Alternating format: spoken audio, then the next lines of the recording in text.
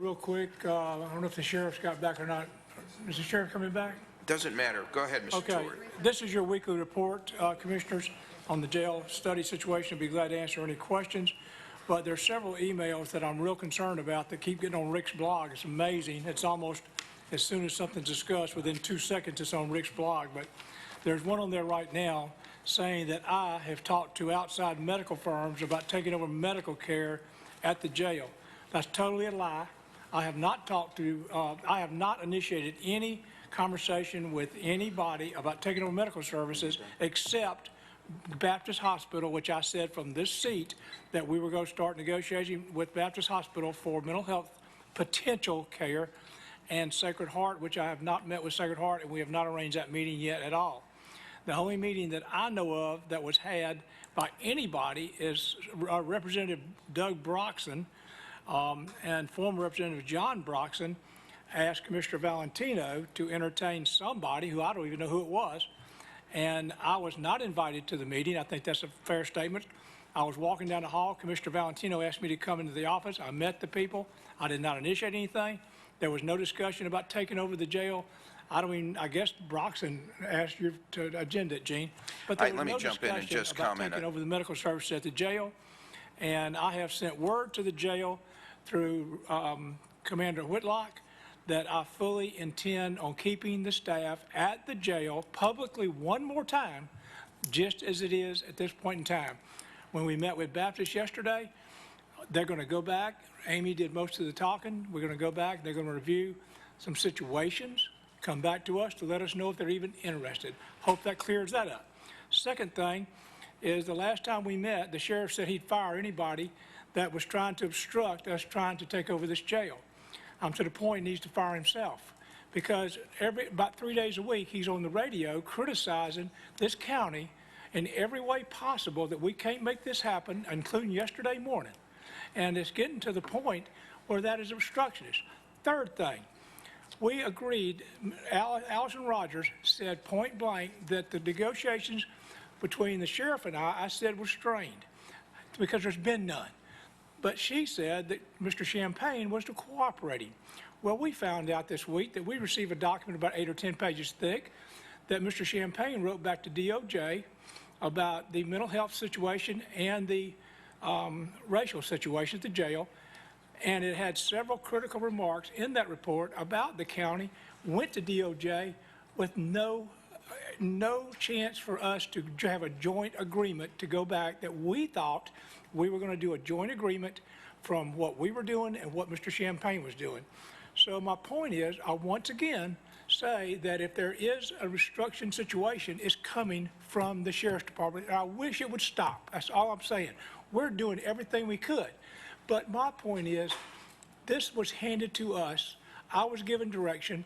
I have no secrets. You're welcome to get a copy of this every week, and there's no secrets. And I'm not going to lie to anybody about meeting with anybody and haven't done so. And I don't appreciate blogs that tell me that I'm a liar, because that is not the truth. Okay, Mr.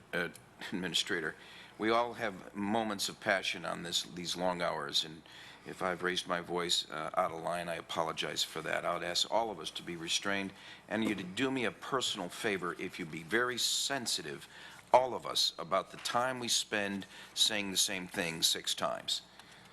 Before I acknowledge the county attorney, I want to say one thing to Mr. Stewart's defense. He was called into a meeting. State Representative Broxson and former Representative Doug Broxson came into my office. John Broxson, excuse me, came into my office, and I honestly didn't know what the meeting was about. But when they came in, I quickly realized he was the former insurance agent of sorts for Armor, which was an insurance company, a program that was in place with the sheriff's office that the sheriff earlier in his tenure had terminated. I welcomed his input, as I will anybody coming into my office. But for the blog specifically, Mr. Outson, I call you out wherever you are listening or watching. You're off base and you're out of line when you suggest there's a gang of 3 up here trying to run this county. We are doing our job to collect information from everybody. and for you to steer the intention onto something that's false. We have the Nate Monroe with the News Journal here. If he has questions of us, he asks us, and we respond. Mr. Outson, wherever you are, get your butt in here, and I'd be happy to give you a response, too. But to rush to judgment on some conspiracy going on here that doesn't exist not only questions your intentions, but it does look bad on the county in general. And so when folks from Airbus blogging, getting online from Europe to see how we're doing here in Escambia County, to see if they want to come here, I hold at your doorstep the responsibility to make us look good, not bad, in the eyes of the public around the world who are considering bringing jobs here. We are all diligent in our efforts up here at different times, doing a great job, and I commend my four of the commissioners, all doing a very good job. But we must let this administrator, whether the sheriff or the sheriff's team wants me as part of a jail transition team or not, I'll put my ego aside too. But you best get along with this administrator, and do not rush to judgment on what it is we know or don't know. There will be no comments from the public. I understand you'd like to speak. I'm trying to stay on the agenda. Commissioners, there is a page that deals with quite a bit of numbers. If there's any question, I'll be glad to answer those. It deals with over $1 million. I'll just tell you, I think I've answered at the bottom, but these are estimated insurance transfer costs. The sheriff would have these same renewal fees. The $144,000 is estimate of what we have found so far will be possible increases in the system this year. I say to you, the sheriff would have those same increases, or pretty much the same increases. But those quotes are all out for quotation. We have not received them back. These are our general best estimates of what the cost will be on mostly insurance coverage. And I'll be glad to answer any questions about anything in this report. Any commissioners welcome to jump in on this one, and then let's put it to bed in the next 5 minutes. Gentlemen, this Mr. was Administrator, Yes, sir. it appears to me outside of $28,000 for Cronus and potentially you have 53,000 medical malpractice and the 39,000 inmate excess medical. All of that is the only thing out here that appears to be outside of the ordinary expenses of what anybody would have to do, and those are all well within the $144,000 that you've put down in the budget for estimated contingencies. So at this time, at least the reports you're presenting to us, and I know there's a lot of people out there that are very concerned and have raised these issues that somehow this is going to cost a lot of money. So far, it's less than the $144,000 which we've put in reserve to handle this.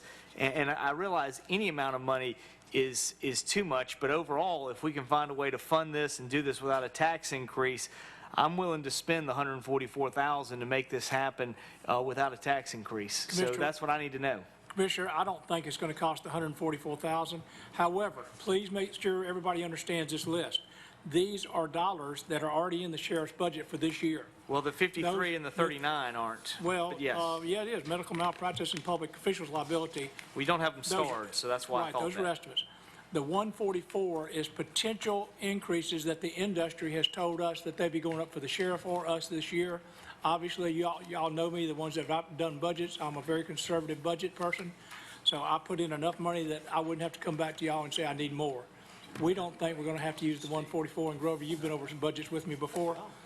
So these monies, and my footnote says all insurance costs are transferred from the sheriff's office and are not considered cost increases. So these dollar amounts, whether it's us or the sheriff's department, they're going to have to be renewed policies. Why did we get this up on the board so everybody could see this? It wasn't really on the agenda. It wasn't on the agenda, And, Commissioner. As a courtesy, we asked him to give us a weekly report. I'm sorry. On the sheriff's, on the jail situation. And that's why I didn't want to spend much only more reason time on it. the only The only reason I reason he bring it brought it up is because there's a lot of misunderstanding That's out right. there about what is going on. And to say nothing, we're held hostage to the freedom of the press and our ability not to respond to it until it's on the agenda. That actually happened while we were at lunch. These postings came up on Rick's blog. That's what's Okay. going on, almost as we speak.